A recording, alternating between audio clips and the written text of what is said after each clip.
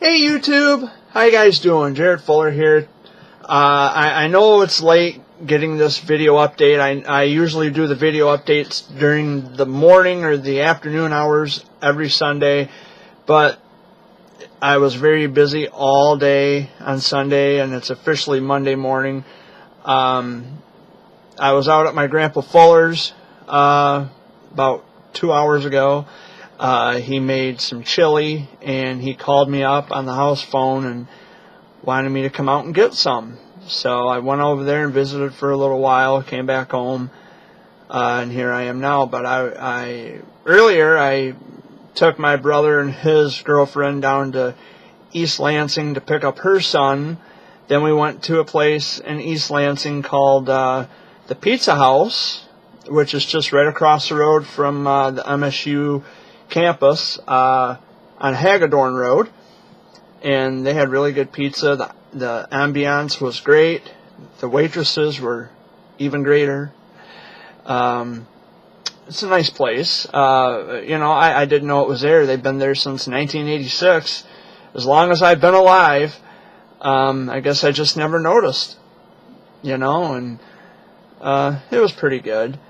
Before we went to East Lansing, I had to take my brother to the hospital in Owasso. He was diagnosed with sciatica, I think is what it's called. So we sat there for about an hour, maybe 45 minutes, if that even. I don't know, it was pretty quick. Dad and Amy will be returning home tomorrow. I don't know what time they're expected to leave, and I'm really not sure what time they're going to be home. I guess whenever they come walking through the door. I don't know. Last week was really busy. You saw the video where I went to Bronner's in Frankenmuth. They have a lollipop. It's a lawn ornament, like what you put up around Christmas time. And they wanted $429 for a lollipop that lights up. I don't know. They even had a Santa Claus costume. The most expensive one that I spotted cost $1,150.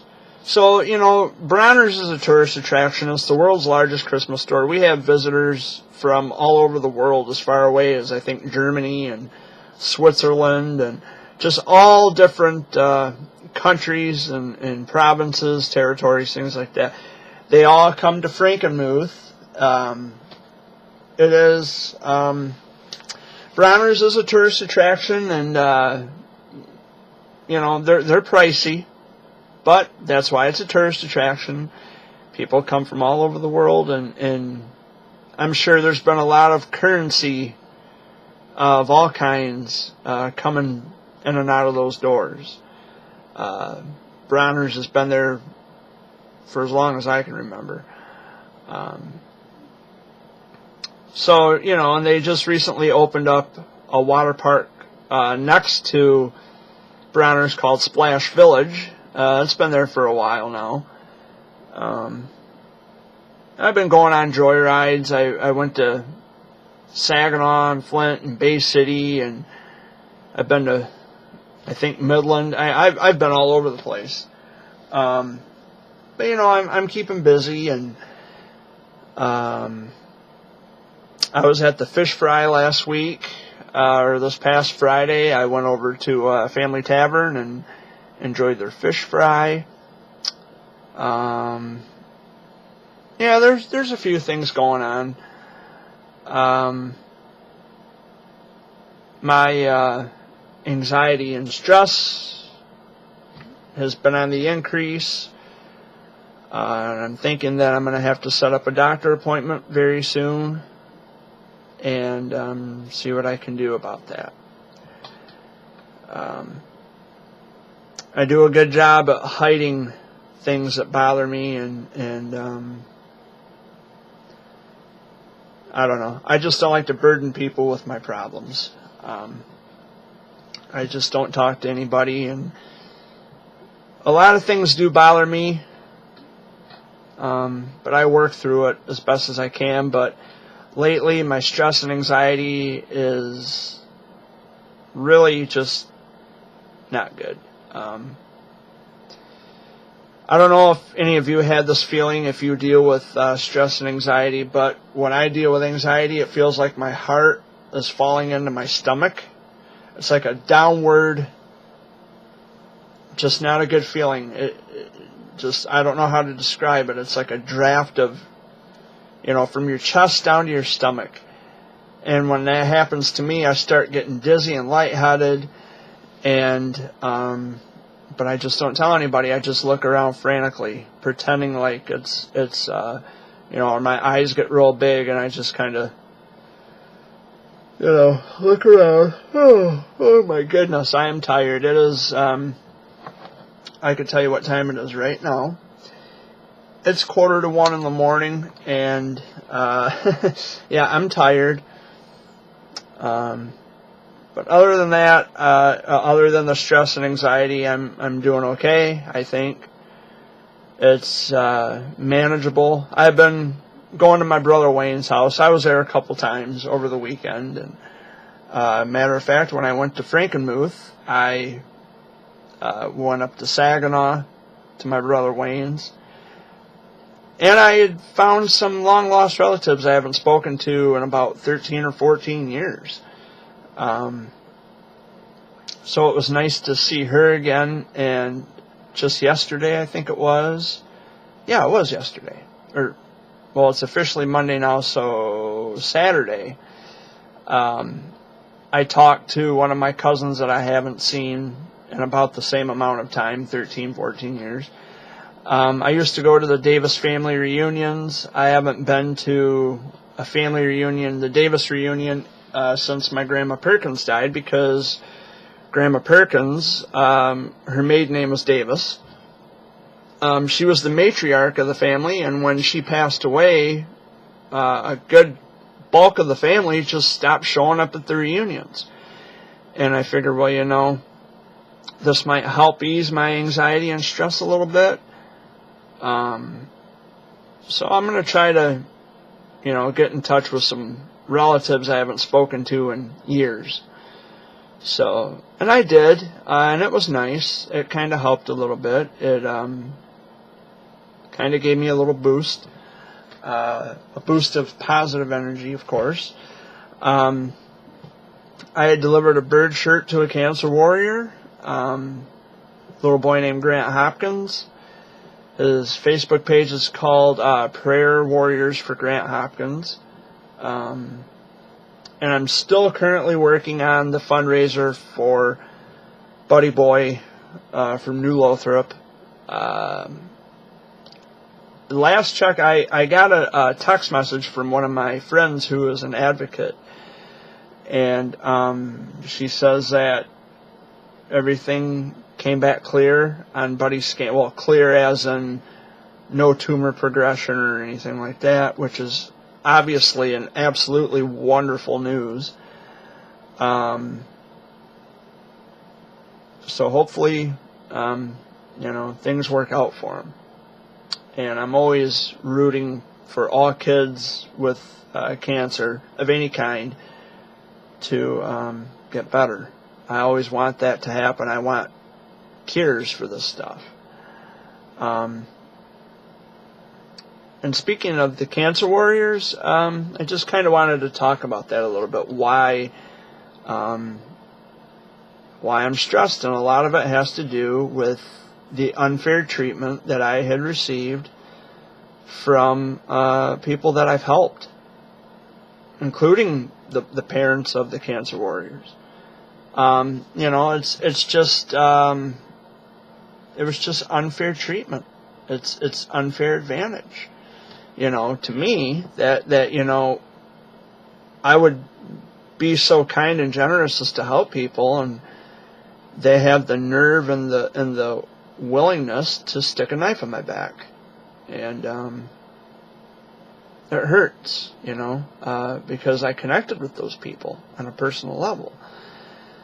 And so, and maybe I'm just sweating it too much, but in essence, I did reach out to those people, and I connected with them, And it really, and I mean really, just bothered me. It bothered me that I would be treated that way. You know, I think I mentioned this last week where my opposition, as I like to refer to him, he called me up 11 times from an unavailable number. And after I told him to stop calling me, he continued to call me. And then, which I find to be very convenient, someone called me from an unavailable name and number and claimed to be a detective or a police officer from the San Diego Police Department. I don't know if it was a legit cop or detective, which, by the way, is illegal to pretend to be a cop. And typically when I've ever received phone calls from cops, you know, like if they're returning my call, if I should happen to dial 911 and report an incident, when they call me back, you know, Central Dispatch, it doesn't show up as unavailable. It comes up as Saginaw, Michigan, because I live in Saginaw County. So I found that to be a little just too convenient. And therefore, I was inclined to tell them, you know what, you're not a cop. You're just doing this to try to put the scare into me and try to psych me out. Your plan didn't work. Try again next time. But this has gone on far enough and far too long. And, you know, when people want to say that I'm harassing them, look at the people that you worship now. And I use the word worship very loosely because people are starting to wake up to them, which, you know, more and more every day, that's the icing on that cake. The more people that wake up to, you know, people who are, they're in it for themselves and not for their children, it's time to wake up and it's time to make some cuts. Now, Jared, how do you know that people are waking up? Well, I mean, before I quit Facebook, you know, I had connections, mutual friends who were saying, yeah, you know, people are starting to walk away from him. Good. Good. It needs to happen more and more. And you know, the thing about that is I don't expect apologies from those families for saying, oh, Jared, you were right. I would expect an apology for the fact that they were wrong about me by saying that I'm something negative or whatever. I would expect them to apologize and say, Jared, we're sorry we treated you that way. And would you please accept our apology? Of course I would. Of course I would. In a heartbeat. But again, it comes back to ego. People don't like to admit when they're wrong, and when they've been trapped and deceived by professional manipulators such as my opposition, they won't admit to that either. And that's okay. That's fine. But I will say that my stress and anxiety is not caused by that. It is caused because, largely because of the fact that I have helped so many people and they just take me for granted. They don't care. They get what they want and then they push me away. And that hurts. And there's other contributing factors. It's not primarily just that. My stress and anxiety has been festering up now for months, weeks, and I haven't said anything to anyone much about it because I don't want to burden anybody, especially my friends. I try to keep my personal health out of the equation. But, you know, a lot of my friends also open up to me and say, Jared, you know, I appreciate you reaching out. I'm just depressed. I don't really want to talk about it, but I'm depressed, and I can respect that. I have no problem. I take no issue with the fact that they want to keep their private lives private. But they know that I am here anytime that they need me, and I'm not going to pry it out of them. I'm not going to force them. They will come to me if they want to come to me. If they feel comfortable enough to come to me with their problems, I encourage it, always. And I am more than willing to put my own problems aside to listen to what they have to say. Is that possible? Yes. And that's my dog whining, because he itches. Barkley, come on. You probably remember him from last week. Come on, buddy.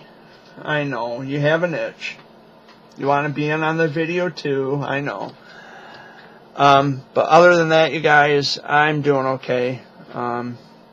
Just kind of tired out, and tonight when I was at Grandpa's, or last night rather, I really wasn't talkative.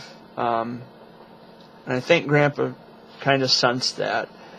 And I went into his bathroom and I kind of, started crying a little bit. He doesn't know this, by the way, but I'm sure it'll get back to him. I'm under a lot of stress, and my anxiety and my stress was up even at that time, and it still is.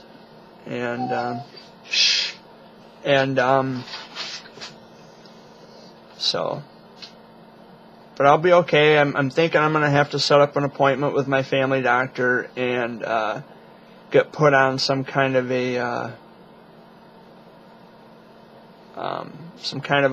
medicine. As much as I hate taking medicine, I think it's where I need to be. I need to do something about my anxiety and my stress level.